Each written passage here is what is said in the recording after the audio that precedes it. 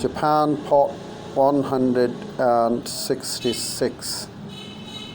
An industrial trade policy. In the past, America's economic philosophy has been to preserve the free operations of the marketplace, and it may be that the market forces could eventually correct imbalances and adjust for the rapid decline of American companies that are being lost to other countries. However, the world can no longer tolerate the human, social, and political consequences of waiting for these market forces to reach a new equilibrium. Rather than escape from the marketplace into the state socialism, Japan accepts the ultimate value of market forces. It aims to hasten institutional adjustment to long-term trends while easing the human readjustments necessitated by changing economic forces. Japan provides key research and financial resources to assist key developments in the national interest. When private sources are inadequate, Japan has been a pioneer in the development of such an industrial and trade policy. And many European countries have rapidly been following suit. The United States government, despite all its resources and reserves, can no longer afford not to give more positive guidance, and through a trade and industrial policy, if country is to continue to provide world leadership and an optimal quality of life for its own citizens.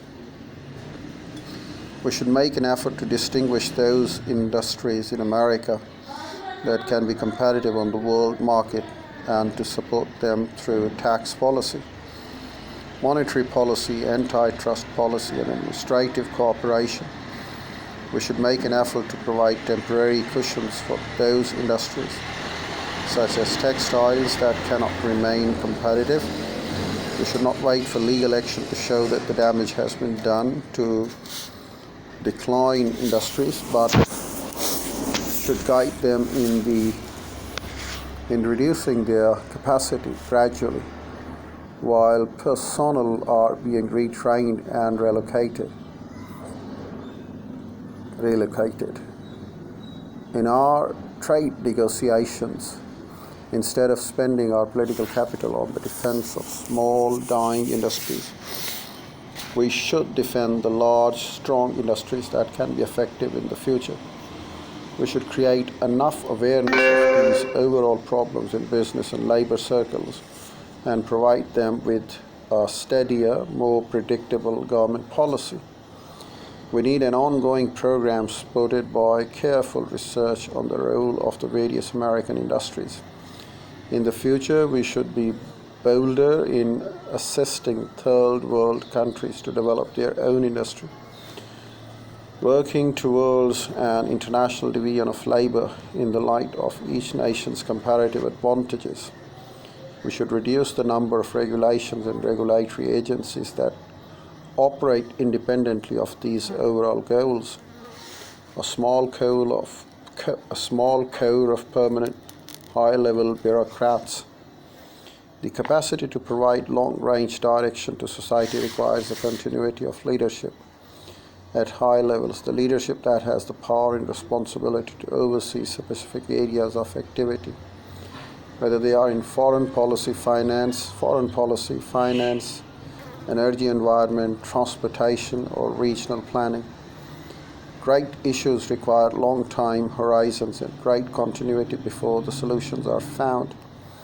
It is not possible to pursue long-term policy when all key personnel change every 2 or 4 years. The issues are so complex that bright, non-career considerers who are brought in by the changing political leaders cannot match a small core of highly able, dedicated professionals in respective spheres who have been given the best possible training, have been exposed to the most progressive thinking of private and government groups in America and abroad, and have been seasoned as junior officials working on problems they will face as they acquire greater responsibilities. The American bureaucracy as now constituted is simply too large and unwieldy and its talent too uneven to provide high degree of coordination and direction in such basic fields.